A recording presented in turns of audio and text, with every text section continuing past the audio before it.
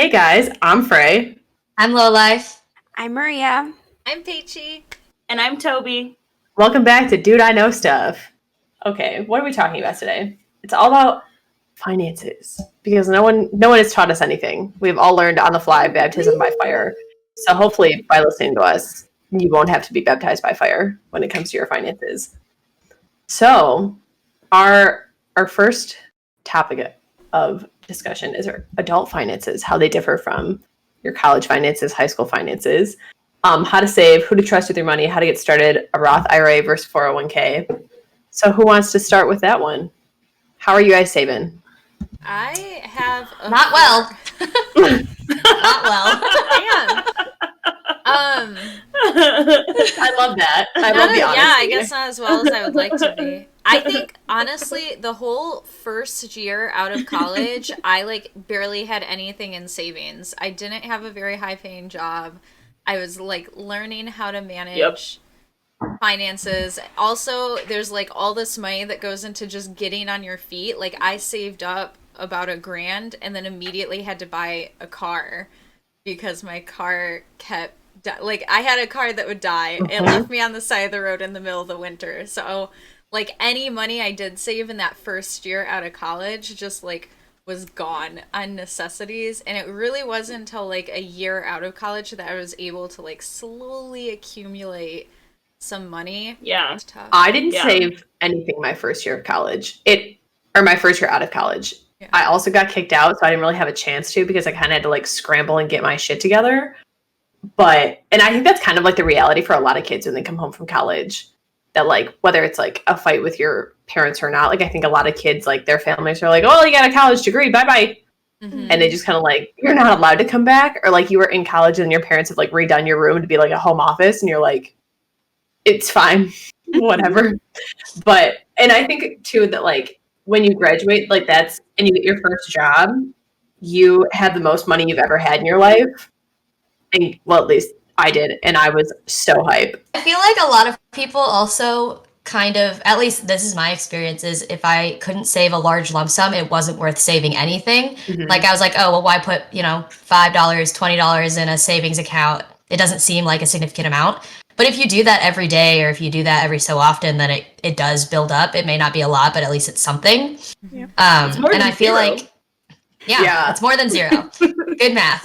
I feel too, when I was in high school, I very much took for granted, the money that my parents would give me. They say, here's $10, go see a movie or something, get on my face. And I feel a lot of the times too, you could have, of course, as a teenager, you're 13 or 14, you're not thinking, ooh, I'm going to put this, I'm going to invest this in me and I'm going to start, saving up big money. No, you're cool, I can buy a new toy or something. But theoretically, you can start saving a lot earlier. And I feel it would probably be beneficial if people learned about money and saving and how much things in the real world actually cost at an earlier age, instead of just blindly being dependent on their parents. I think budgeting, though, so much of it is taught. I got really lucky in that my mom early on taught me about budgeting and had me sit down and literally make a budget for myself going into college. But by comparison, my sisters, who we have different moms, but their mom married my dad, so that's how we're sisters. But my dad and their mom didn't teach them about budgeting. And I remember sitting with them and talking about how to spend money and what you're buying, what you're budgeting, and how you do this. And they were we weren't taught this. We don't know how to do this, simply because they just weren't given the skills. And that's when it kind of hit me too, that budgeting isn't something that people just know as a person that exists in the world. It's very much knowledge that has to be handed down to you or given to you by somebody else. Yeah. I definitely asked my mom before, how much money have you put aside for X category, or X things, or food or groceries or cars? And she's honestly, some things I know exactly what they cost because it's, a monthly payment, and other things I am very fortunate that I don't really need to budget for it.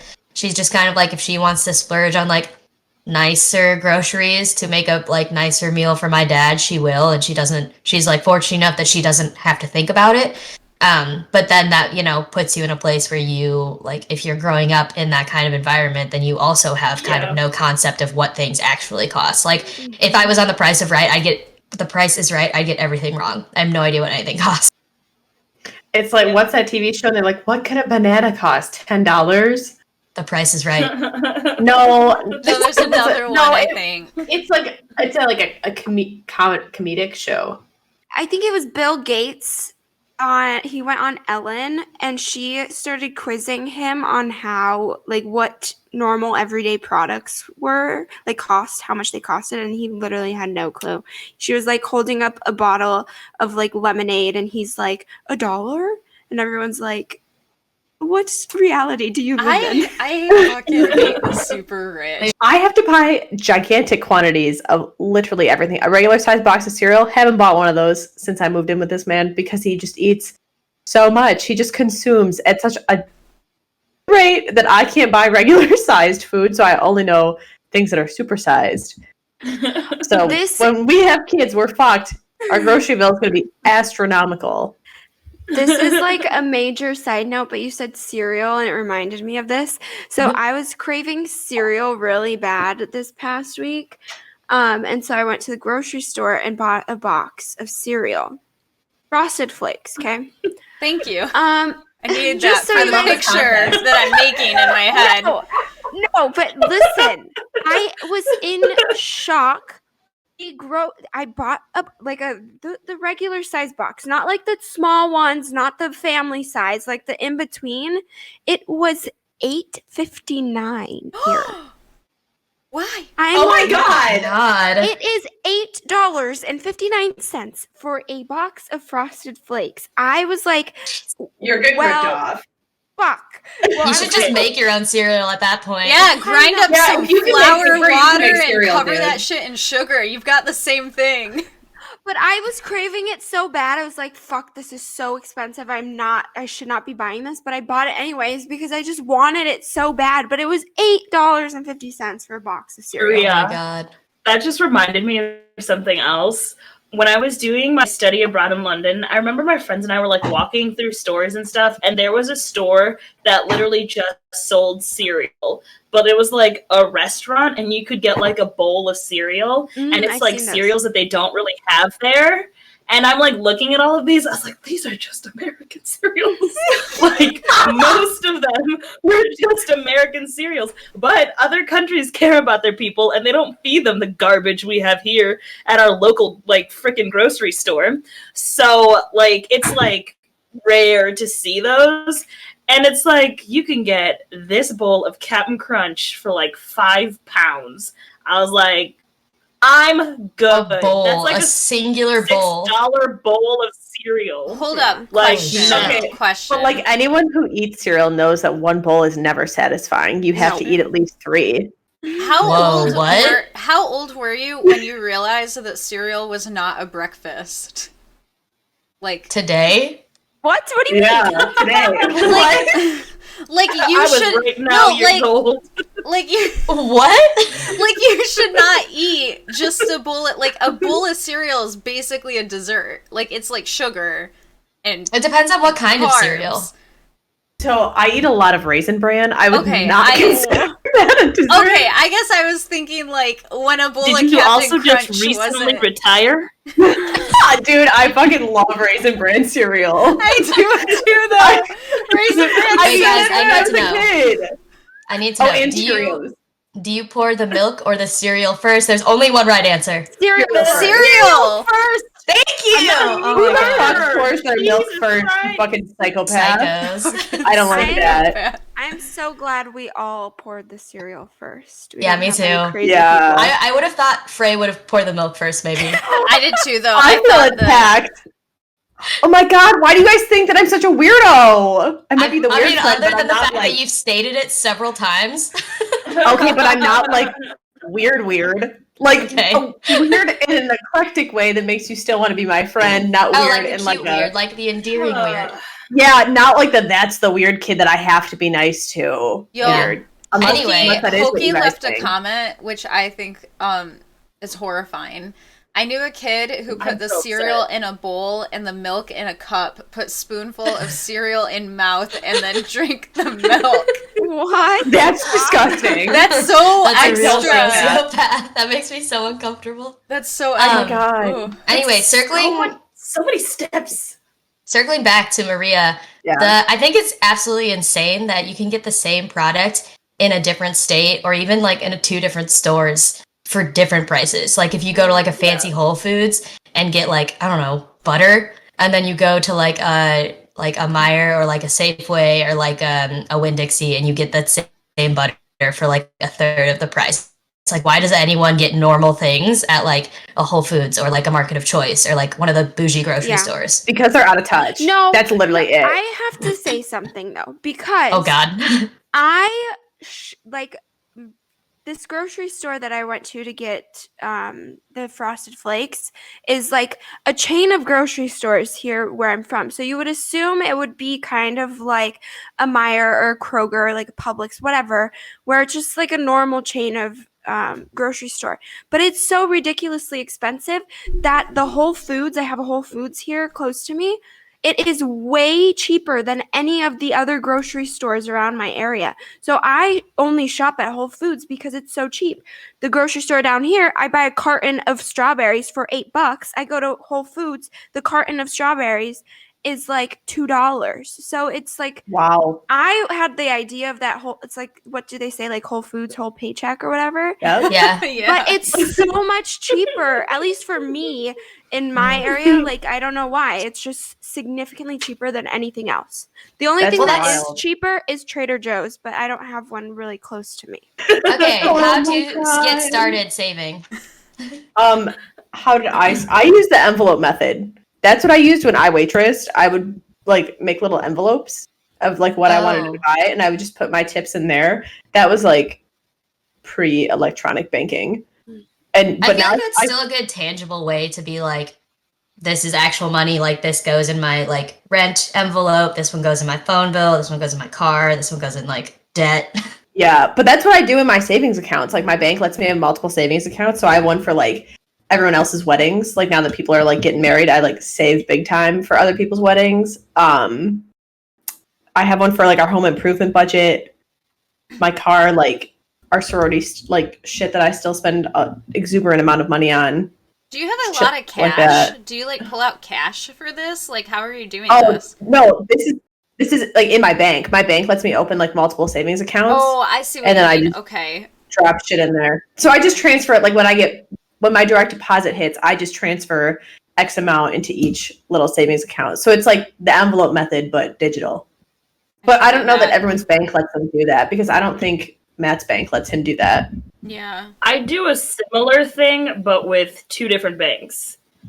Because I have my first bank account that I have is one my mom opened for me when I was in high school. But then I moved out of the state that I grew up in, and I can only find one with it like 50 miles from me. The closest one is 50 miles from where I live. So I was like, I need a new bank account because I can't use an ATM anywhere. And so then I had to open something that I could like find in the area that I live in now, but I still have the other account. So I like transfer a little bit per paycheck into my other account, and I basically never look at it because I don't even have a debit card for that account anymore because I am an impulsive spender. And if I have money, I'm like, I can afford to buy this, but that means I'm not saving anything. So if I have an account that I basically do not see and can't really access easily, I can't spend that money. And like, I know this makes me sound like an idiot because I literally have to hide money for myself. What I do, Very so I do smart. something kind of similar to that. I don't have like multiple bank accounts, but what I did do is set up a savings account with Betterment. And so basically every 2 weeks I deposit a certain amount. Like you can set however much you want, but it's really based on like how much you want to grow. So essentially it does like safe investments for you. And then you can tell it how, serious you want to invest, how risky. but you set your goal. So for me, I'm like, after 10 years, I think it was, I want it to have an additional 10,000 in it based on what I put in. So then it recommends how much to put in every month. And it does just an automatic withdrawal for my checking. So I just like have that do it and don't pay attention. And so it's nice because every now and then I'll look at it and be like, oh, I'm not as poor as I thought. I actually have like an additional amount in this account. And it's such a pain in the ass to pull money from it, because then it's also a taxable event if I were to take money out. That like, you don't want to take the money out because it's a pain. So I basically have like my savings in my bank account, but then also a savings account in Betterment that is going to grow, that like I try not to look at most of the time. Yeah, I'll just spend money if I see it. So if I don't put it in my savings accounts, I'm just a mad woman for sure. But okay, so what does your guys' budget look like? Like, do you have an app, or do you put it in a spreadsheet? Wait, before we switch to budget, I think Lo was going to say something, so I just wanted to hear what she was going to say real quick. Oh, Sorry. I was going to ask if you guys, like, carry cash anymore. I know where cash goes. You should. I usually carry at least, cash. like, I have, like, at least a $20 bill on me, just in case. Usually I prefer to have more, but, I don't know. It's hard because I use my credit card for everything. I don't use my debit card because I always pay my credit card off in full. So I like getting the points. So even if I'm buying like a coffee that's $5, I'm like, that's still, some points. So I will like to use my card, but I don't know. I just feel more comfortable having cash on me. I think you should have like $100 cash, not to use, but in an emergency situation. Like if you need to put it in a tiny little lockbox in your car or something, I think it's important everybody has cash on them, because I'm kind of like a doomsday person a little bit too, and sort of psycho. A little bit crazy, but like, or let's say, like you lose your wallet or your phone breaks or like something like that. Like, because I use the little Apple Pay on my phone, but like if my phone died and I needed gas, I would be like completely SOL in the middle of nowhere. So I think it's important to have cash just for like emergencies. I was definitely grown on saying like cash is king, so. And like anyone will take cash, it doesn't matter if they don't take Amexes, it doesn't matter if they take Venmo, like everyone takes cash. I see a lot of people take cash out of their sweaty boob. I don't like to touch it because I think it's gross. Oh yeah, cash is gross. I mean, I agree. It's nasty. Yeah. Right now, if you ever took cash from me at the bars, that thing was in my titty. Yeah. Like, no doubt about it. It was that's where I used to put mine too. In my titty. I usually use like the side. So was my debit card though, because it's tighter. My license, my keys. Suction cup that thing to my sweaty boob. Done. But that's why I don't like it, because I know where it is.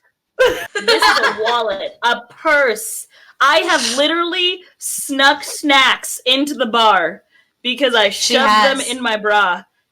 This is not a joke. I can vouch for that. A lot of the places here are becoming cashless. There's a lot of restaurants here where I live, where they do not accept cash. So I think with COVID, it changed a lot. Yeah. So I never carry around cash either, but I don't really have a reason to carry it around, really. So I don't have like a car. I'm not going to get stranded anywhere. She's not going to go to a dispo. Yeah. Yeah, honestly, the only places that like I actually need cash for are my nail salon and the dispensary. That's it. Yeah, nail salons. My dog groomer only takes cash, which I didn't know until she called me to pick up my dog. And she was like, yeah, and by the way, this was like a $75 base. That doesn't include the tip. And I was like, excuse me, what? I have to just go pick up a bunch of cash now, or a check. She took a check too, but won't take a debit card or a credit card. And I was like, that's weird. I think tips are so dumb. I feel like everyone should just be paid more, which is, I know, a lot easier said than done, but like everywhere else does it. Yeah. But like that anxiety of having to like pay them that tip, and that like that how they make their livelihood, but you like saw the price of your meal and you're like, well, I only expected to pay this much. Now you got to add 20%. And do you guys tip on to-go orders? Yes. Not as much, but I do. Not as the much. The criminal that I live with, he's like, why would I tip on a to-go order? Like, Future baby not daddy? doing anything. But yeah, him. And so I was so mad when he told me this. And I told his mother he was a monster, and she's like, no, why would you tip on a to-go order? And I was like, you guys are the You did worst. this to him. Because it's still whenever a he waitress tries like food- doing that. She's still or he or they are still bagging up your stuff, and they're making even less Yeah. now because it's to go. So like, throw them a little something, you know? Yeah, I my always husband does the even same thing. He worse. doesn't tip either. It pisses me off. I feel even worse about it because since everything with COVID's been going on, most people are doing to-go orders. Mhm. So if everyone's just like, you're not supposed to tip on a to-go order, they're making nothing. And I feel so Mhm. bad because my mom used to work and like, my mom used to work at like a Denny's. And so like, she like lived for her tips, and I can't do it. But that's also another reason why I tip in cash, because honestly, I know that they benefit more from it. Because let's be honest, there's no waitress in this world that actually reports the correct amount of money they made in cash tips. True. Like, let's be real. No, I've never no been a one's like, waitress. I I don't make- know how that works. You It's, basically, well- when somebody gives you an electronic, like if they write it on the receipt, a waitress or waiter, I'll just say waiter as like a gender neutral term, the waiter has to put that into the system, and essentially it gets reported on for their taxes. But if it's cash, there's no way for the US government to actually keep track of how much cash you're receiving. That makes so sense. usually people will only report like a portion, or if they don't even make that much, they report nothing at all, and you don't have to pay taxes on it. What were your guys' like first high school jobs? Panera. I got hazed. Woo! They locked me in the I freezer. worked at the. Oh, It was damn. terrifying. No, seriously, I got like hardcore hazed. It was really terrifying. I did not enjoy any part of Did that you quit job. the next day? No, actually, and then one other time. I worked there for like 2 years. No, it was just a year. Just kidding. I worked Nice. under the table at a Chinese Korean restaurant because my friend was That's- Chinese and worked there, so she got me my first job. But they stole That seems money very from on brand me. for you. Yeah, Yeah. they stole money from me, and then the son Nice. of the owner was like uncomfortably obsessed with me to the point he showed up at my apartment one time. So, and at Ew. this time, I was in high school living alone. So, because my mom worked somewhere else for the summer, so I just had the apartment to myself for a summer. A lot of faith in me. Maybe misplaced. Yeah, and then he showed up when I called in sick. He showed up to where I lived, and I was like, y'all. So after she stole money from me from like a day that I was working illegal hours as well for being under 18, she took half of my tip, and I went home and called her. And I was like, I'm not showing up tomorrow. Bye. I'm done. Wow. Yeah. My first job was at the Double D, Dunkin' Donuts. Ah, it was like bra shop? Actually, Yeah, I was It like, was- what? it was Dunkin' Donuts that had a Baskin Robbins attached to it. Mhm. And straight up, guys, I could have an entire episode talking about how shitty that job was. I love your But DD I worked stories. there- I worked there for 2 years, like, because I would work there in the summers when I was home from school. And also when I was, like, on my winter break, I would, like, hey, I'm home, pay me. And so, like, I just, like, pop in whenever I was around. And there's a lot of things that I feel like teenagers should be told when they get their first job. Like, it is illegal for you to work after your curfew. So when they tell you you're working till 2 a.m., tell them to fuck off. Because there I were remember this there were story. some things that happened there that in retrospect, I'm like, this is not allowed in this state. I don't know about like every state, but like where I lived, it was definitely not allowed. And I was 17 and I was working 70 hours a week. Oh my god! The gas, That's the simultaneous insane. gas. Oh my god! Jeez. Oh yeah. And like I just like didn't know that wasn't okay. At a freaking Dunkin' Donuts. And then like I worked second shift there. And So, like, I wouldn't leave until, like, 1 or 2 in the morning. And by the way, Dunkin' Donuts absolutely throws out all of their donuts at the end of the day. They don't donate them. They go in a giant bag, and they go into the dumpster. I know this because I did it all the time. And you're not allowed to take them home, even though you're going to throw them out. If you try to take them home, you can get fired for it. But I still did that shit all the time because they never checked the cameras. And I stole shit all the time. You hear that, Dunkin' Donuts? Anyways, so sponsor me. So, like, I would, like, there were times where we'd literally, like, okay, perfect example, 4th of July, nobody shows up. By the end of the day, there's hundreds of donuts left. Throw them all in the bag. My friends come pick them up, stick them all over my friend's Mini Cooper. Like, we were wreaking havoc on the neighborhood with donuts. And that's so funny. We used to do that. When Matt and I first met, we'd call it Hood Rat Thursdays. We would like havoc on neighborhoods with donuts? No, we would saran wrap our friends' cars and like egg their houses and shit and like TP things. I don't know. Like if you didn't come hang out with us on a Thursday, you were definitely getting TP'd. You're a hoodlum. Oh yeah. We thought it was so much fun, and then we'd sit in Matt's parents' hot tub. Oh yeah, I don't know. And then Maria? I wondered why he didn't like me. I feel like I have a point to this. I have a question following up. My experience is a little different. So I went to high school in Brazil, and in Brazil you don't work when you're in school. You only work after you graduate college. Like even in college you have like internships, but they're all unpaid. Like you don't get work for it. So my first job was in college. It wasn't in high school. Whoa. Yeah. That's wild. Yeah. My first job. I mean, technically I started mine this summer going into college because my mom wouldn't let me work while I was in school. So, but then that summer she was like, if you want money to live, you better make it. Yeah, well, Be that free, was like, baby bird. that's how it always was for me. Like as soon as I turned 16, my parents were like, where's the job? And I was like, I literally don't even know how to apply to a job. I don't even know what a resume is. Send help.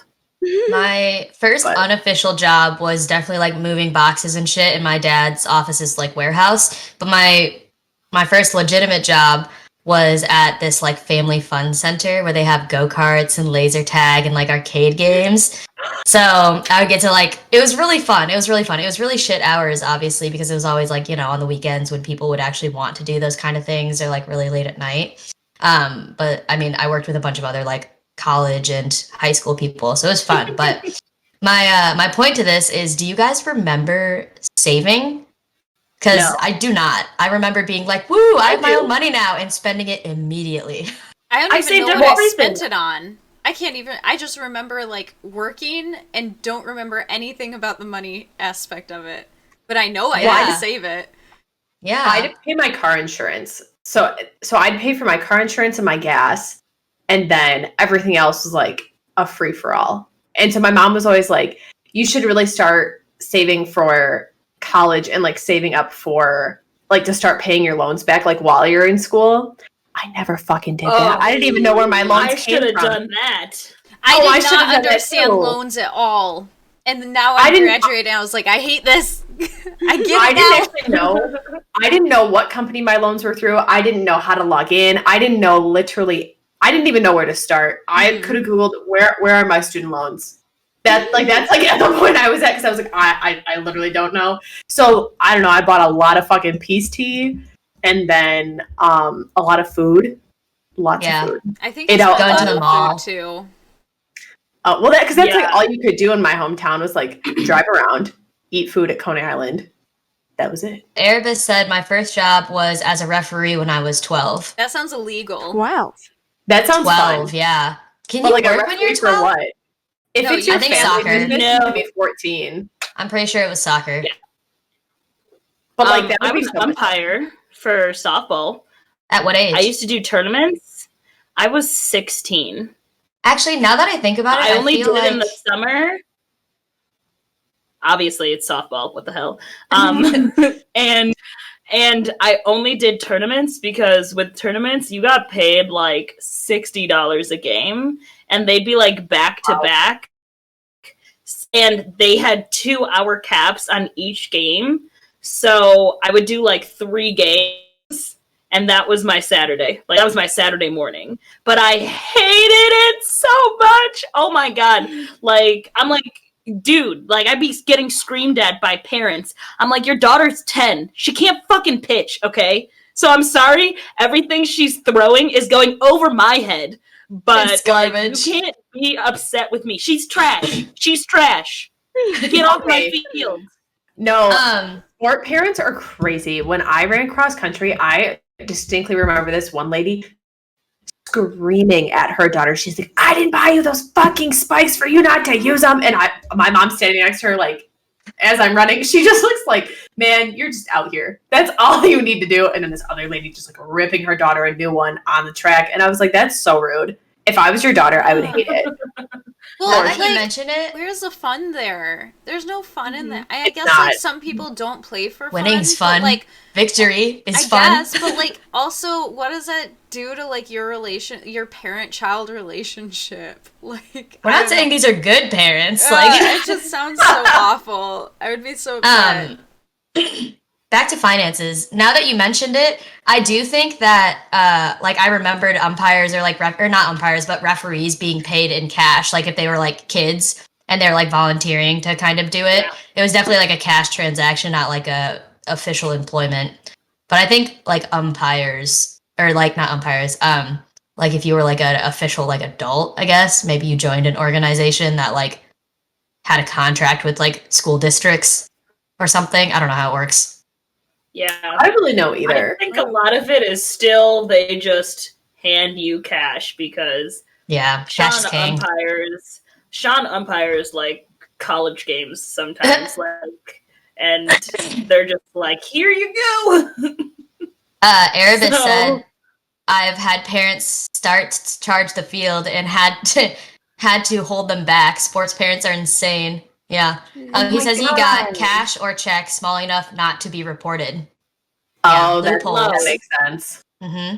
Low. I wanted to backtrack on your question from earlier about if we saved any of the money that we made from our first job. Finances. I actually did because if you remember, I worked 70 hours a week. So I had 0 time to spend any of it. So by the end of that summer, I had like between $5,000 and $6,000 going into. In a summer, I made $5,000 to $6,000. So going into my freshman year, and I spent all of it because my mom wouldn't pay my dues for our sorority. So it all went to them. Oh God. Have you guys ever felt that, like, you know, maybe your parents like borrow money from you now, or maybe they like accidentally use your card to pay for something like on Amazon or whatever instead of yours, and you're like, hey, can I like get that back? And they're like, I'm sorry, who like clothed and fed and housed you for 18 years? My mom has no access to my stuff like that, so I use my mom's Amazon because she gets free shipping, so sometimes she'll accidentally like use my card if I was the last one to buy something. Not that she says that, but like I could see that being an issue. So my opinion on that statement right there is I didn't ask to be brought into this world. So you chose to have kids. And that's your own fault that you had to feed and clothe me. I don't give a fuck how much that cost you because that was a you decision. Not you signed up for that shit. I saw for this 18 tweet years. the other day that was like somebody than had that. sex in the 90s and now I have to pay bills. Fuck this. I was like, it's true. That is so accurate, though. Yeah. That's like I think when you decide to have kids, it doesn't really end at 18. My mom was like, "Look at how much you still cost me," and I was like, "You know what, Mom? I'm trying to get a better job. Leave me alone." But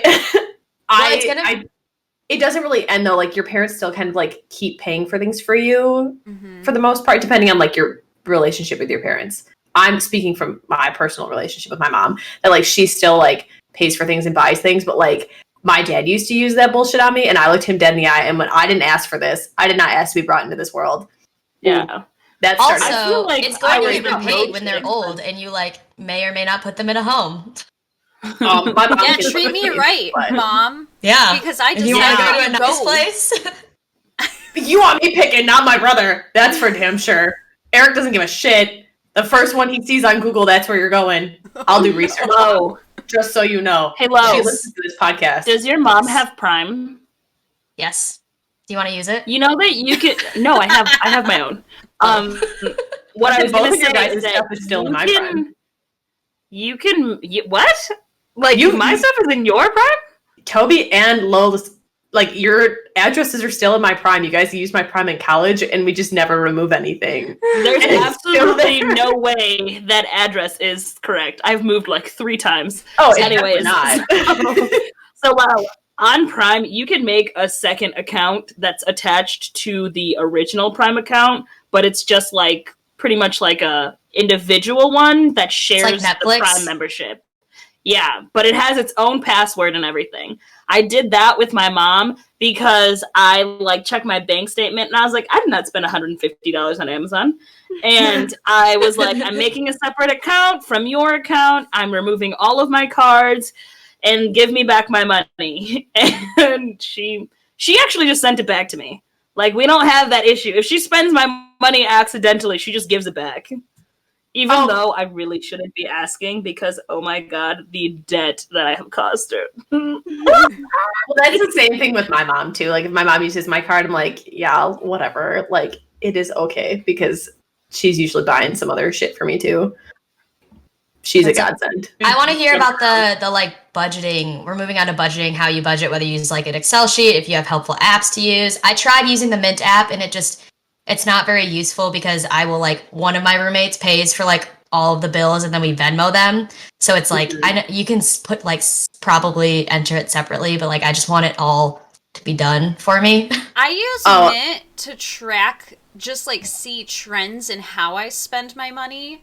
But I actually, like, I first started using Mint to try and keep a budget and, like, put my bills in and my loans, and it, like, never updated or it would disconnect randomly. Like, I think Mint as a budgeting app is kind of shit, but as, like, an app to just see how you spend your money, and, like, if you're not tracking it well and you need to start making a budget based on, like, how much do you spend on groceries each month?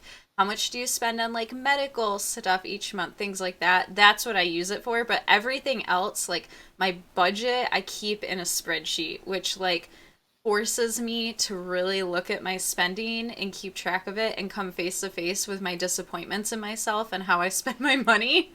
It's a real reckoning every time, but I think that's the way that, like, I've found works for me, because any automated, like, budgeting system has just been more of a pain than it's worth.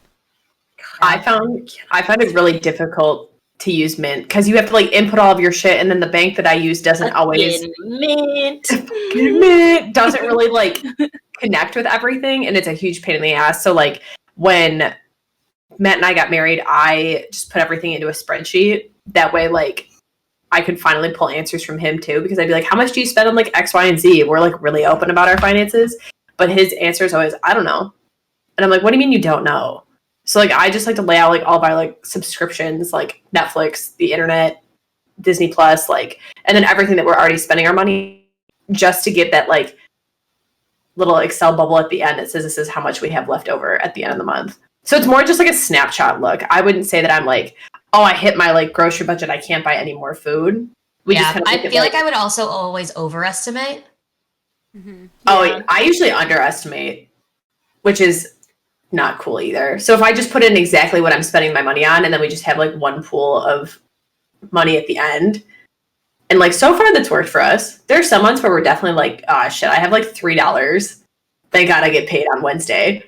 And like, but I feel like you kind of live and learn too, and you adjust to like what you can and can't afford. And like, if you aren't making enough with your like career job, if you need like a side hustle or like a second job too. Yeah. So as I've mentioned previously, I love chaos, and like I don't have an Excel sheet. I'm not like strategic about it. I like to stick to my method of hiding my money from myself. Sounds effective thus far. Basically, basically what I do is I do keep track of like how much I'm gonna have to pay for bills. So my like first paycheck that's gonna like be around the first of the month, that paycheck, that's just gonna be bills and then 2 weeks of groceries, and then everything else just has to go into the savings. The second paycheck is the one I get to dick around with.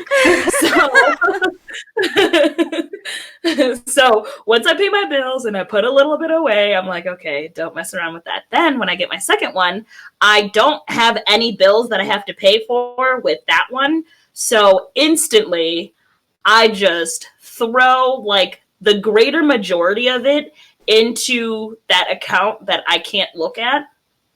And then I start buying shit. Like whatever's left, this is how much I get to spend on things that I want to buy until I get to my next one and I have to do my bills and everything like that.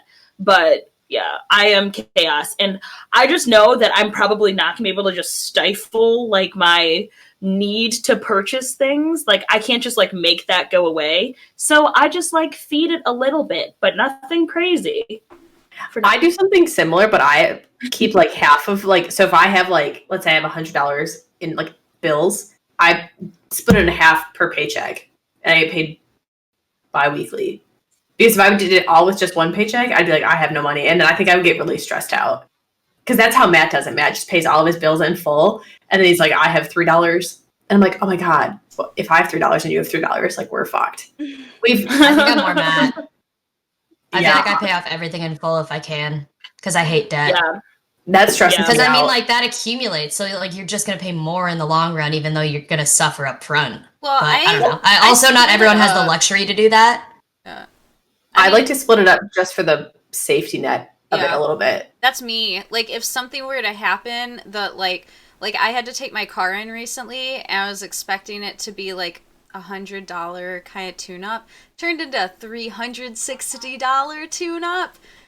Because did they rip you off? No, it was just because I hit my like 100,000 mile mark, so they had to like change the filters and do all these oil and liquid changes and things like that. And like I take it to a dealership, which is also a little more expensive, but I like that they track everything I do, so no matter what dealership I go to, they'll have like my history of my car. But like if I were to take my first paycheck and pay all of my bills and then that would have happened, like I could put on a credit card, but like it really stresses me out then to have like 360 just like sitting on it waiting for the next paycheck for me to pay it. So I like to like do half of my bills that are due, you know, at the beginning of the month, like midway with that first paycheck, and then take the other half with that second paycheck. It just brings me like peace of mind, but I think both are really valid ways to go about it. All of my shit is due at the same time. Literally every single bill I have is due on the 1st. You can ask them to space it out. But I don't care. I need that kind of organization. Like it's the only thing that works for my like chaos. And I think everyone, like, you have to really figure out what works best for you. And, like, especially if you're, like, trying to, like, figure it out with a partner, too. And then just stick with it. Oh, my gosh. The way that this man saves. I had the same reaction. The good one. Oh, I did not. I just need a ring, and I am financially secure. Whoa. Damn. Maria? How do you budget? I'm like Toby. I live in chaos. I have no Excel spreadsheet. I have no apps. I have nothing.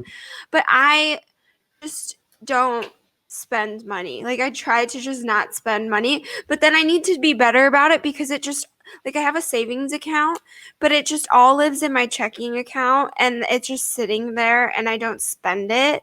So I feel like there's better ways for me to be utilizing the money that's just sitting in my checking account. But I feel like just living in an expensive city has made me not spend money because I'm like, most of my money is going towards my rent and food. Like there's no need for me to be doing anything else. So just base living. I know. Yeah. It's hard now In that one I of the have, most expensive cities in the world. I know. It's hard now that I have like a boyfriend too, because we're going out and doing all these things. I'm like, before I met you, I would like go out to eat once in a while, and now I'm going out to eat every single weekend for like every like Friday, Saturday, and Sunday. Like my life is just pure chaos Breakfast, lunch, now. and dinner. I know. So I That need brings to like up dial it back a little bit. that brings up another question I have is how you guys kind of like started that conversation, or like how you made it all work, or like who kind of like what kind of understandings have you made financially with your partner? I'm our chief financial officer. Because I thought you just talked about how much better of a saver Matt is than you. No, I said Matt's the opposite. He's not a good saver. He's a good investor. Matt doesn't save for shit at all. I save everything. Because you see But if you both have $3, neither of you save shit.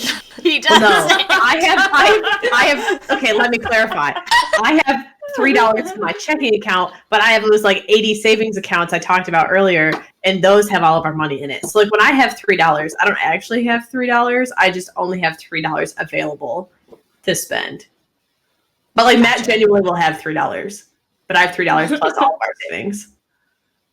Is everything split right down the middle for you guys? Like groceries, rent, you pay for your own cars, I don't know. So ours is like percentage wise. So like I pay for all of my own car. Matt pays for all of his own car, but he has the whole mortgage. That way I can pay down my student loans faster. Right, but then I remember saying that. Yeah, and then I also pay like all of our utilities, but like he'll pay like the water bill and internet. So like I do like our like gas and electric. I don't know. We just kind of figure out like what I could afford, and then Matt did the rest because he makes more than I do. But it took a while. It was like a long process to figure out what worked best, and like a lot of spreadsheets and a lot of scenarios, and then just showing all of it to Matt and being like, pick one. Pick whichever one you want. God. Spreadsheets. I guess like we don't break it down that much. Just because I don't know, I guess like it's been a little less of like structured conversations and more so of like what has been feeling right and going right. And like I got my car immediately out of school, so I never expected my fiance to like help me pay for that. And just like he wouldn't expect me to help me pay for his car that he got when we were starting dating. But in terms of like, and then I do my own student loans, and we're lucky where like our living costs are pretty low. I pay for my own phone. We split the internet. But like for things that kind of apply directly to me, I sort of just cover my costs, and things that apply directly to him. But when it comes to like groceries and things, we tend to like, we don't look at how much we spend and then like split it down the middle, and I would say he probably actually pays for more groceries when we go out than I do, just because like I have these added loans that he doesn't necessarily have, but like he also has other financial responsibilities, so it tends to be more so of like we go back and forth, like this Kroger trip I'll cover it, and like that Costco trip he covered, and then the next Costco and I cover, and like back and forth like that, instead of a sit down kind of like looking at the finances in that way. Because I tend to be a much more like organized sort of like spreadsheet person, and that's something that like he doesn't vibe with either, so it wouldn't be like a fun experience for, I mean, it's not like it's fun for me in a really weird kind of like organizing my shit kind of way. Like I take joy in organizing things and he does not, so like also finding ways to communicate about finances that makes it, I don't want to say enjoyable, but like it can be an enjoyable experience for both people. You don't want it to be like, I don't want to be here the whole time you're talking about it. I think that's a huge difference between like our generation and our parents' generation too. Like they never talked about money, and like I would say like we talk about our finances at least 3 times a week or something, just as like a check-in. Like, because for the most part, like our money is like all of our money is separate. We do have like one joint account, but like we don't really talk about what we're spending our money on unless it's like over $100. And then it's more like a heads up where I'm like, hey, I'm investing in like this service, or like I'm buying this thing, etc. And he's like, okay. So it's not really up for like discussion. It's more like a heads up. Yeah. Maria, what were you going to say? Well, mine is obviously very high level because I am not engaged nor married. But when my boyfriend and I first started like seeing each other, he did not let me pay for anything. Like any those were the place, days. Right? like he paid for every single little thing. Like he did not even let me. Like I tried an offer, like, hey, let's go half on this or whatever. Good But he Dutch. wouldn't let me. But I took him out yesterday night for like the first time ever in our relationship because he, like I said, he does not like to let me pay for anything. So when we were at dinner yesterday, I was like, okay, so does this mean you're going to start letting me like pay for more stuff? So we kind of had a conversation and decided that we would go like split things halfway whenever we're like going out now, like from now on, but with the like sprinkle here and there, like, oh, I want to take you out for a date, like I'm going to cover it all, or you take me out. But yeah, we just kind of sat down and talked about that. So now I can actually start paying for stuff and not feel bad the entire time. Because you meet at these nice places, and I'm just like sitting there, like, la di da da. You're probably like $250 on this check, and I can't help pay it. Toby's like, what guilt? Okay. I'm not like insane. So when we started dating, he used to pay for quite literally everything. And then I don't know how long that lasted, but I do feel like at some point he literally was like, we've been dating for a while now. I feel like we could start switching off who pays for things. And I was like, that's totally fair. That is such a good point. And so, like, after that, it's like when we go out, like, he'll pay, and then sometimes I'll pay. If we go to, like, weddings or something, whoever friend it is, they pay for everything. Mm-hmm. Because they're like, I am here because you dragged me here. And I was like, okay, that's totally fair. But honestly, it's mostly been his friends getting married anyway, so that doesn't even affect me that much. But when it comes to like rent and stuff, at the first apartment that we had together, he paid for more of that than I did because he made more than double what I did. And like, and honestly, the apartment wasn't even that expensive. So it just kind of worked out where he was like, I was already paying this amount before we moved in together. I'm okay with continuing to pay this amount because it's what I budgeted for. It's what I'm used to. So since he did that, it made my half so much less than what it was. But now at our new place, we split it evenly. And like anything for our dog, we split it evenly. Groceries, though, we eat very differently. So even though it'll be one person that does the grocery shopping, we kind of like itemize our bills because like the foods that I buy are far more expensive than what he buys. And I kind of feel bad making him pay for all that stuff. I know, like, right? I've grown so much. But I'm just like, well, I just spent like $10 on this fancy bread, so I'm not going to make you pay for that because that's ridiculous. But like, I don't eat pineapples, and he gets those every single week, so he pays for the pineapples. And it's just like stuff like that. Pineapples. Did you know week. Did you know that pineapples eat you back?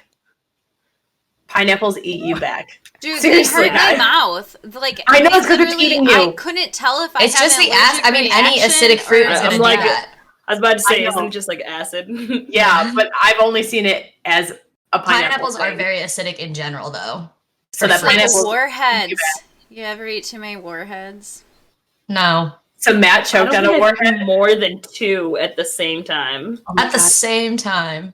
Guys, no, I have a really funny story. Okay. Oh, no. So, our first Valentine's Day together, Matt took me to this bougie ass restaurant. We've never spent that much money on a dinner ever again. He was like, that was not worth it. I was like, we literally only paid for like the cloth napkins in the bathroom. That's what we were paying so much money for. So we're sitting at this fancy ass restaurant, and this man comes up to Matt and he goes, "Are you Matt? Insert last name here." And he goes, "Yeah." And he goes, dude, you remember me? He goes, because I remember you. You choked on a warhead in 2nd grade, and our teacher had to stick her long ass nails into your throat and pull it out, and then you barfed. I've only been dating this man for 2 months when this other man comes up and tells this huge story at our like nice Valentine's Day dinner, and Matt goes, yeah, man, that was me. And I was like, I am scarred for life. So you can choke on warheads. Thank you. I think you can choke on anything. Literally anything that fits in your mouth. Just saying. For sure. But warheads, dangerous candy. But now we're going to talk about our salary discussions. So, personally, when I found out that my coworker made more than me, I was livid. I was big mad. I didn't actually say anything to my boss though, and I really regret not doing it, just because I felt like it was my first job, and I was like, well, if I didn't negotiate this when I got my offer letter, like, why should I be mad now? But it's still a conversation I think that we need to have as professionals. And I think, Maria, you have an experience in having that discussion. I never really thought of like having to ever do that. Like I don't know. I'm still at the first job that I got right out of college. And so I, like, going into it, didn't even know about negotiating salaries. So they gave me an offer. I was like, yeah, like, let's do it. I didn't even think of like, oh, can I maybe get more money out of them? So when I first started, I was just like happy as a kite, just, happy that I got a job and I was actually living somewhere that I wanted to live. Because I had like a couple other job offers, but they were paying like basically nothing. So I like ended up declining those. Yeah, I never knew it was really a thing until my dad was talking about it with me one year. He's like, yeah, whenever you like get a promotion, like even if it's a promotion within the same company, if you're looking at other jobs, like no matter what, you should always be negotiating your salary, and stretching them like as far as they are able to go. So you're obviously competitively compensated in your field and for your role. So I think knowing that now and then having that discussion with my boss where I was shitting bricks when I was talking to my boss about it. Like when I was actually going to her and saying like, hey, I found out that this other person got an offer for the same position as me and he's making like significantly more than I am right now. I think that built up some level of confidence within me that whenever I do either get my next promotion or if I'm offered something else at a different company, I'm going to be way more willing now to actually go in and negotiate than what I was when I got my first job, because I feel like it's also a confidence thing. You just feel like you're going in like for the first time, you don't really know what you're doing, and then that kind of builds up over the year. I just had like my first big negotiation, and the hardest part was shutting up and like not saying anything and not using any filler words as I was trying to negotiate, because I overshare, and it was really hard just to sit there and be like state what I wanted and then stop talking. Mm-hmm. I'm the only one who does what I do where I work. So I do marketing in healthcare, and specifically cosmetic surgery. And so I can't really tell what the salary like would be in comparison to other people where I work, because I'm the first one that they've hired to do it. And then based on that too, I was just like so thankful to be offered a position doing something that like I at least had some interest in versus like another job that like I did not care the least bit about. It didn't really cross my mind to ask for more money, especially because they were giving me a counter offer to a job that I was already going to leave them for. But then I realized when I was online, I think it was Reddit, somebody was mentioning like everything that they do in their job, which lined up a lot with what I do, but they were getting paid like more than $60K a year. And I'm not even close to that. And it was like in that moment that I was like, holy shit, even if there isn't like a pay discrepancy where I work specifically, I have a huge pay discrepancy in the job I do compared to what other people are doing in the industry. And but like, well, and it depends on where you live too. Yeah, because but even like then, Maria like, and I work in the same industry, and we make totally different salaries. Yeah, but I think that like based on what I do and knowing people in the state who do similar things, I am most definitely like underpaid. And I don't think it was malicious, and it's hard too because like I can't really be mad because I don't think it was malicious on their end, given that I'm the first one in the role, so they don't necessarily know like what that standard pay was, and like I didn't know what that standard of pay was. And if it weren't for the fact that I was leaving, like I would probably come back and say like, hey, I don't want to be hourly, I should be moved to salary for what I do. And 2, I need to get paid a fuck ton more for the amount of like work and skills that I've brought to the table. But I'm leaving for grad school, so it wasn't worth the fight. But I've learned a lot in the future to like know my value coming into a situation and like do this solid research on it before I start accepting positions and pay.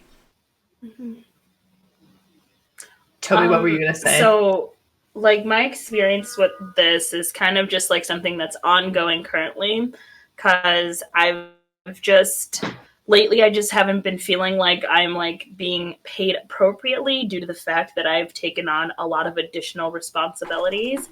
And so like initially, so my current position was rewritten, and because I'm contracted into my job, so they rewrote my contract, changed some of my responsibilities, and because of that they upped my salary.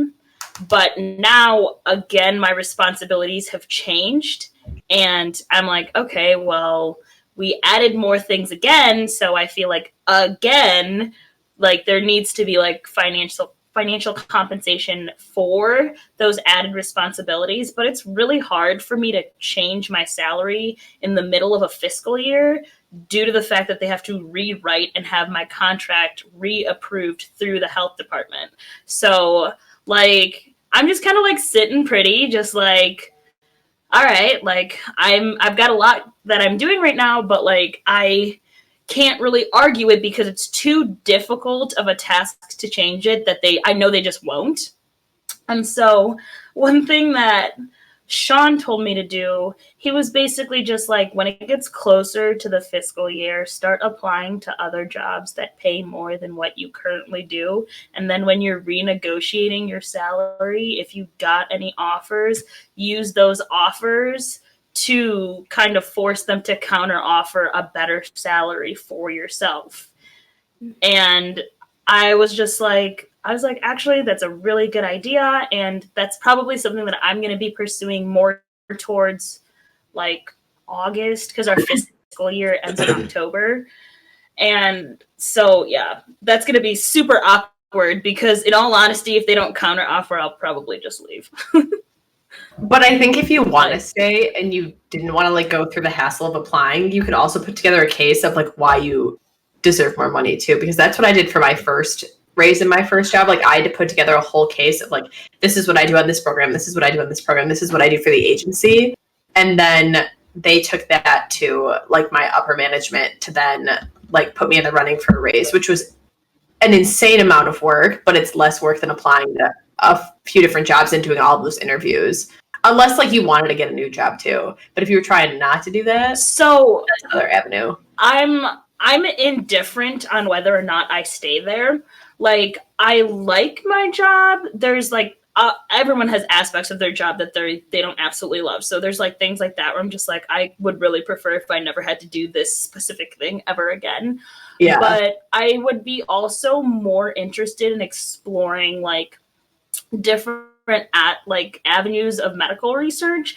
And so I'm perfectly okay with starting to like look towards those types of jobs. So I'm like kind of interested in starting to explore like more of the realm that I want to go down. So I was like, well, I might as well just kill two birds with one stone. If I do find something and I do get an offer and it's not exactly what I want, then I could just use it to get a counter offer, and that's that. Or so like I'm willing to put the time into it because I essentially think that no matter what, I'll probably benefit. Mm-hmm. But yeah, it's tough. And it always feels like it's such an awkward conversation to go up to your supervisor and be like, you're going to need to pay me more.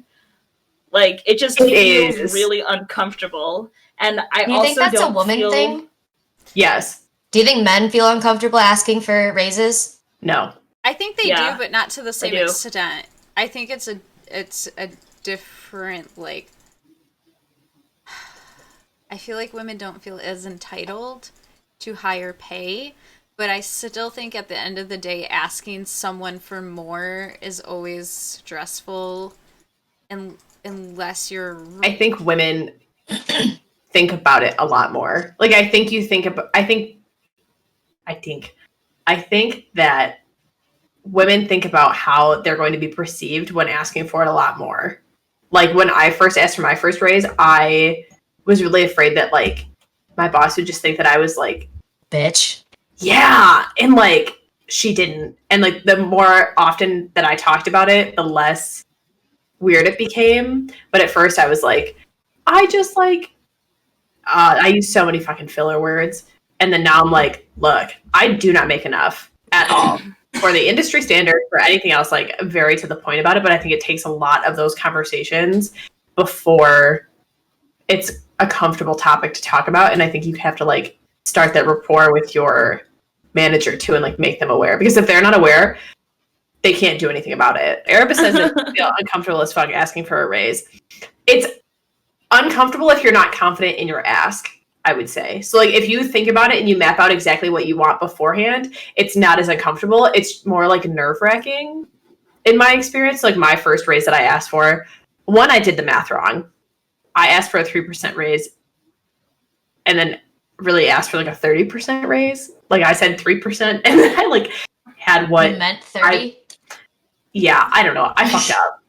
So I just sent a new document. So first thing, do the math correctly. Yeah, that's key. Have your friends proofread your ask, because then my work best friend proofread it, and she was like, "You're a dumb bitch. You literally don't know how to do math." And I was like, "Miranda, you're right. I don't know how to do math." So I feel like it all stems from, though, that, like, companies don't want to pay. Like, I don't care what company you work for; they don't want to pay you more. Yeah. No. Yeah. That's why they've convinced you it's weird to talk about how much everyone else is making. Like, those are things that I want to ask people that I work with, but, like, I work with a very wide age range of people, and I'm literally the youngest person there, so I always feel super weird asking them about things like that. And also, the one person who I really want to ask hates me. So, like, I'm just shit out of luck. So where I started, I was concerned that there was a pay discrepancy with our genders. Like, I was really afraid that, like, my male coworkers made more than me. And I remember looking at my one male coworker dead in the eye, and I was like, "You will tell me if you ever make more than me." And he looked so scared, and he was like, "Yeah, dude, of course." And I was like, "Thank you, sir." Because I was told really... us this before, yeah. Oh man, he looked terrified. Gosh heck, Santa said, if you've ever been a boss, you should know that you want employees who ask for raises. It means you have people who are passionate about their jobs. You may not want to give them raises, but you want employees who ask for raises, which I feel like makes sense, because it's like, for an employer, I'm sure it's a battle between, like, I want to pay, like, a high quality person as little as possible from a business perspective, but also you pay for what you get what you pay for. So it's kind of finding that balance and, like, knowing that, like, you value your employees, but at the same time, like, penny pinching, I feel like, is the name of the game. I mean, at the end of the day, they care about profit over like the well-being of workers. Like, I think if we could rely on employers to pay us what we deserve, then we wouldn't have to worry about things like a federal minimum wage or a state minimum wage. But, like, I never put my faith in an employer to like pay me what I deserve. You really have to be your own advocate. And it's really, but like also at the same time, culturally, we're not taught to be our own advocate because like the discourse is controlled by those who have the money and the resources. So they don't want you to have like these skills or abilities. So really like the system is not structured for us to succeed or do well in that type of way.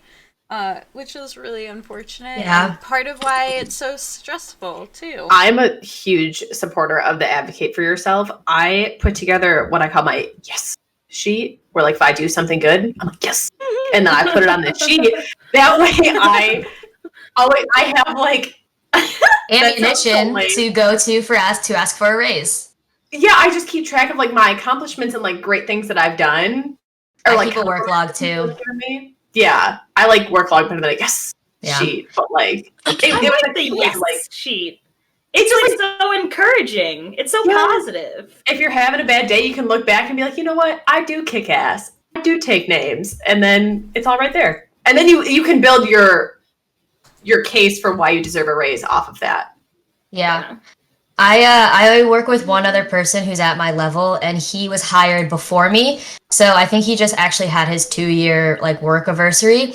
But he also like as far as education background goes, his experience is less I guess prevalent than mine is. Like I did the 4-year bachelor's in something science that's directly related to my job, whereas he did culinary, which is similar, but not necessarily what. And I also work for like a small, like almost startup company.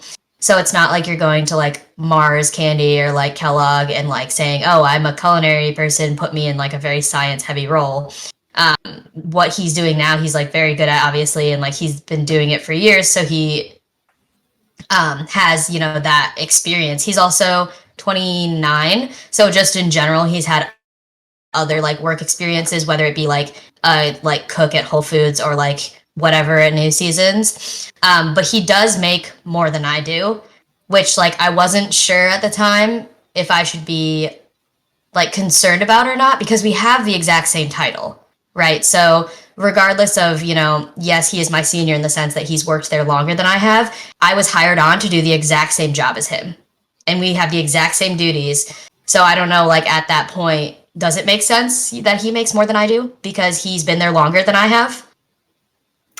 I think I'm going to have the controversial opinion here because I don't know exactly what the difference looks like, but I know that a lot of places I worked, you just get annual raises. Mm-hmm. And so like they just give a percentage to everyone. Yeah, and like little pay bumps here and there. Yeah, so maybe that's the reason why there's the difference, because he maybe started at the same thing you did, and then like those like extra 2 bumps could have been the difference that you see now, but maybe not. Like, I don't want to just like jump down the throat of the company and be like, they suck, they're not paying women the same as men, because like before you make that argument, you just really need to know all of the factors, because I feel like that's when people start gaslighting you and they're like, you're crazy. Like, it's not about difference in wages for men and women. Look at all these other things. Like, you have to get those completely clear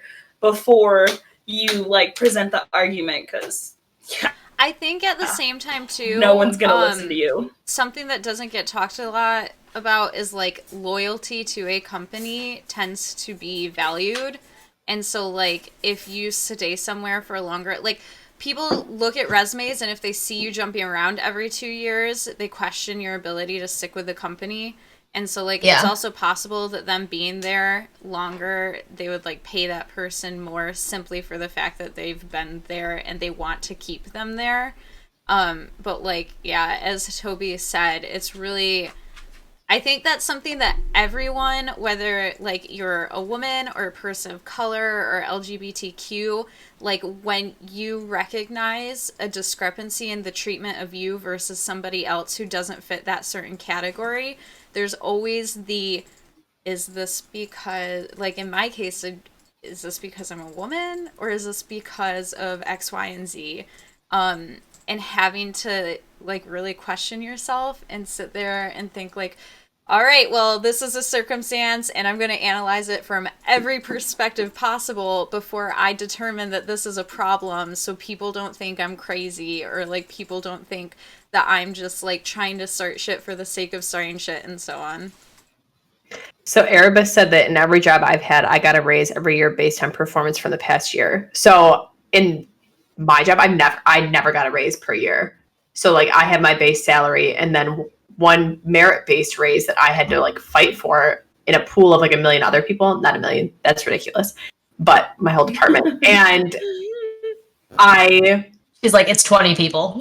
Yeah, but like it's a lot. It's like there's really only enough raises for like 3 people. So you're fighting against the other 25 people that you're friends with too in your department on like who deserves it the most, which I think too breeds kind of a toxic environment, because then you also don't want to talk about it with your coworkers. But I think that that's really important, because you don't know where those discrepancies are unless you're talking about it, because that's kind of where a lot of my friends realized that like we weren't being paid like for what we were doing. And Erebus, I kind of I don't really have annual performance reviews. You should ask for them. That's a great opportunity to ask for raises, is at a performance review. No, so our whole agency doesn't have them. Like no one had them, because they didn't, like HR just didn't have the system for it, so they just didn't do them. It was real fucked. It's very strange. It's a very, very, very interesting place to be. But I think that there's a lot of companies too that don't do that, so you don't really have an opportunity to ask like at a certain time of year, or like you're not always like getting a pay bump too.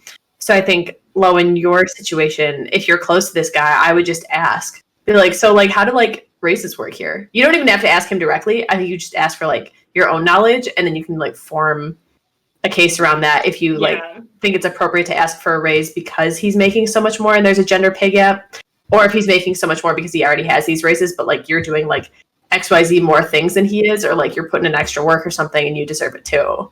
Yeah. Which that reminds me, my brother took this seminar, and when they were talking about when you're trying to negotiate your compensation at a company, that you maybe not necessarily should ask for more money up front, but for more reviews. Like, so to be reviewed quarterly, or like maybe every 6 months instead of annually, because the more reviews you have, the more opportunities you have to present all the work that you've done and why you deserve more pay or extra PTO or whatever. So I think it's very interesting that there are some industries that don't do reviews at all. I think it's kind of upsetting how hard we have to fight for these things. But I think too that aside from negotiating your salary, like there are other things you can negotiate that I think I didn't know about until well after my first job offer. I didn't know that you could negotiate different PTO days. I didn't know you could negotiate other aspects of your work that I found that out after, like the PTO days, or like your hours maybe. Yeah, I'm trying to think what else. I had some working from home versus not working from home. Yeah. Right, having a flexible work schedule, exactly. So I think that there's so much focus on the salary negotiation that if you know for sure that there's no budget for your salary, there's usually a budget for your PTO days. So at least you get like an extra vacation day or two. My company does give me an extra week of PTO for every year I've been with the company, so that's nice. Ooh, that is nice. That'll happen in July for me. Mine gives us a floating holiday. So like if you don't celebrate Easter, so they took away Good Friday, and then you can use that floating holiday and like any day of the year that you want. Nice. What happens when you get to a point of like working for the company for like 40 years? You get 40 weeks of PTO. I have no idea, actually.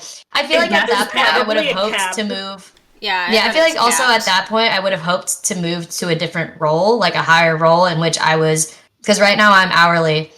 So that honestly, with this company, I don't know that I'd ever want to be salary, because at a startup, when you're salary, you are just working all the time. Like, you do not have defined hours where it's like, I am not clocked in, therefore I do not have to respond to these emails. Mm-hmm. So that's kind of like the nice benefit of being hourly at this company specifically, and in my role specifically. And then the overtime too, right? Because when you're salary, you don't get overtime. So you'll be working like 70-hour weeks and you won't get anything extra from it necessarily, except for, the trade-off of when things are slow and you only work 30-hour weeks. But we're getting towards the end, and I know we have a lot of fun Q&A questions. So do we want to transition? I am pumped for these ones. Would you rather dab or quote an anime TV show line in front of 100 people? Dab. I do not have a single like the anime line. I definitely would choose the anime line. In front of how many people? 100. 100.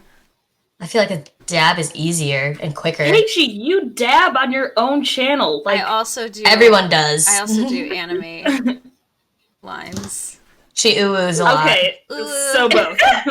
Can we get awa awa? Awa. Okay, I don't know what that is. You don't know what the awa awa is? No. Like the TikTok dog? Awa awa. No. Oh my god. We're gonna throw this in the Discord later. Pudgy? We're gonna put this in the Discord later. Okay, next one. If you could travel back in time 10 years, what would you say to your teenager self? Also, talking past you will not affect future you. So we've got that cleared up if you're concerned. I have so many things I want to say.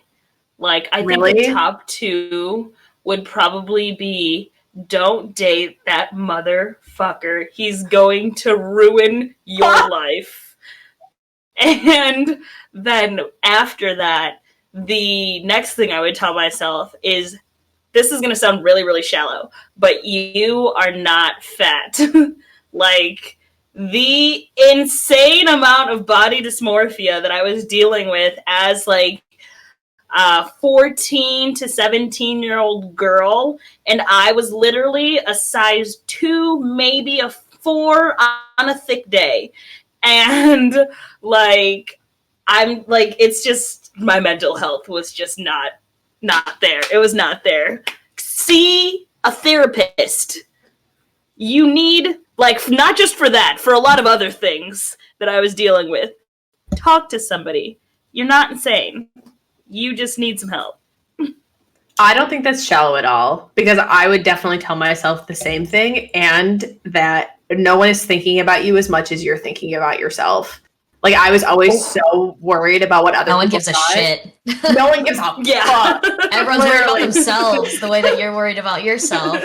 Exactly. And I wish I could look at how old am I? My 15-year-old self and be like, just be confident. You can be your weird normal self and people are still going to like you, because you're going to go away to college and you're going to find all these badass women who are going to love you just the way you are, with all your wild ass noises, all the weird fucking shit you do. They're still going to love you. And I wish that 15-year-old me knew that, because it'd be great. But I also think back that, like, I don't think I would change any of, like, the stupid boys that I dated or, like, the shitty friends that I had, because they really, like, formed who I am today, and I really like who today Frey is.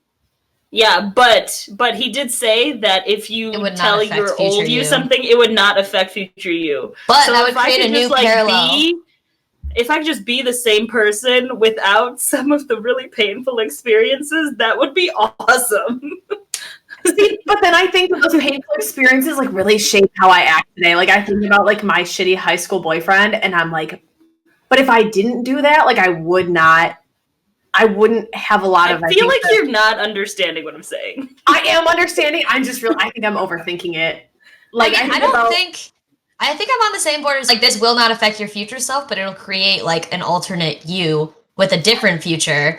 And I don't know, I'm kind of chill with who I am, at least at this moment in time. It's like removing an infinity stone from the timeline. Yeah, exactly. It just creates another, it's not Back to the Future. Exactly. Yeah. Maria? I don't know.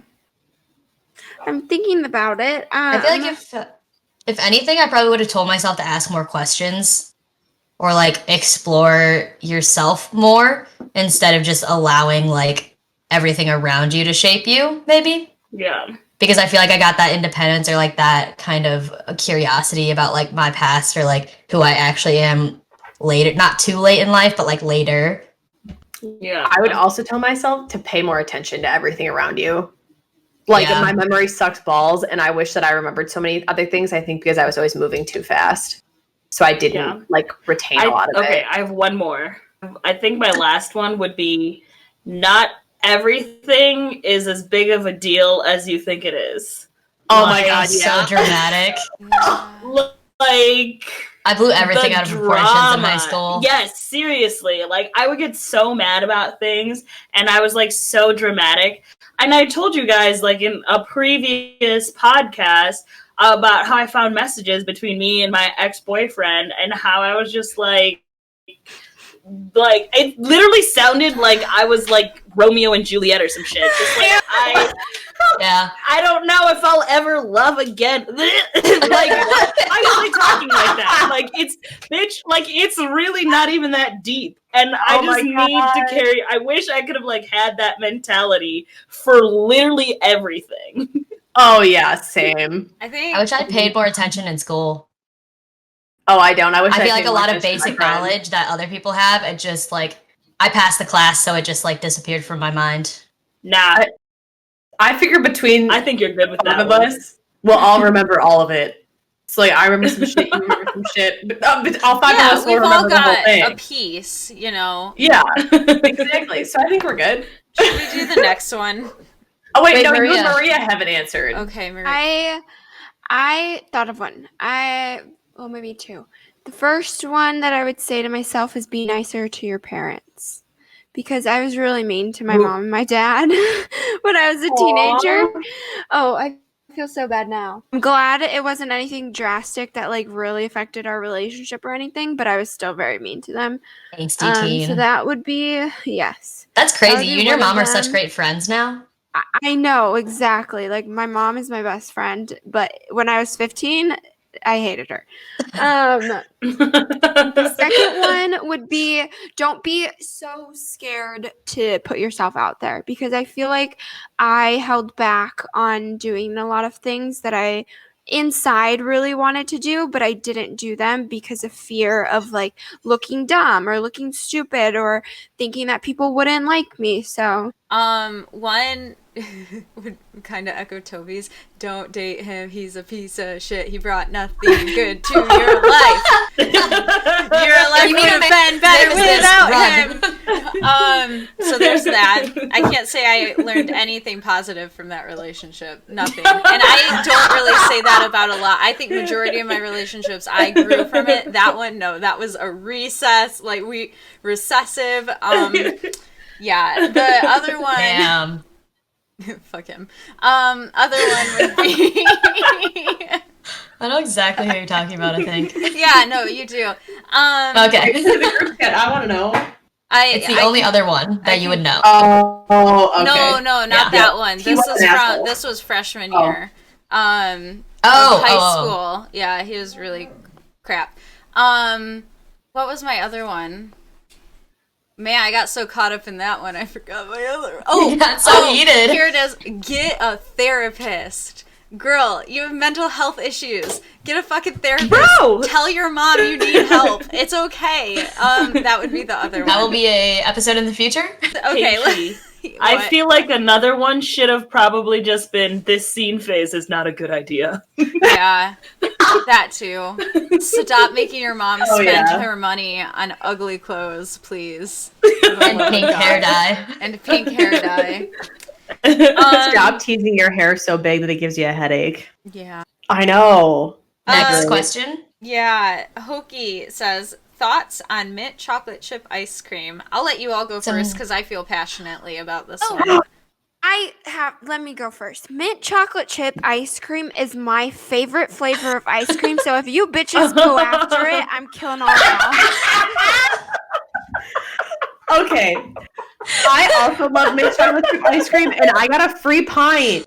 So we ordered ice cream for delivery, and Matt opens the bag and goes, "Bro, we got a free pint of soy mint chip." And I was like, "Fuck yeah!" Oh, it made my whole fucking day. I was I so feel like excited. Pages is opposite, the way her face just did that thing. Mint Oh, and yeah. chocolate do not fucking belong together. You did. That's so Shut the gross. fuck up, What? Paige. You're so No, unbelievably wrong. I will die You're on weird. this hill. Nobody Okay. should have looked No. at a mint leaf and gone, I'm gonna throw this bitch in some chocolate. That makes sense. These So two have you- tastes seem like they go together because They they do! don't. No, they don't. That you don't like the York peppermint patties? No, they're gross. And you You don't want like Andy's mint? and you don't like Andy's mints? No. Okay, there's Oh my something wrong God. with you then. Yeah, you're the weird friend now. Yeah. No, I'd have to she's agree. not. Toby's got my back. It's still you. I'm really I trying to think keep that mint title chocolate chip away. ice cream is in my top 3. That's disgusting. Nah, it's not in my yeah. top 3. It's Oh, it's in not. mine. I don't hate mint chocolate chip ice cream, but I will never look for it. If it's in my fridge because Sean bought it, I'm gonna eat it. But that's it. Like, I'm not Guys, gonna Have you seek it never out. had the mint chocolate chip ice cream by that like Talenti brand? It's Oh yeah, the still gelato. the It's a mint gelato The one. mint gelato's really Oh, good. it's so good. Are those all of our questions? That was all. Get cringe. That Yeah. was like, Yeah. So next week we're off for Easter, so you guys have a lot of time before our episode after that on April 11th. TBD to what that's going to be about. So we'll catch you guys in 2 weeks. Who knows what we're really talking about? We haven't really decided yet, so we'll figure it out. Make But sure let's rate. to put in suggestions for topics and some Q&As. And if you leave a review, 5 stars Yeah. or bust. Don't leave me anything less than 5 stars. I don't want it. thanks so much. Bye, friends. Bye, guys. Bye.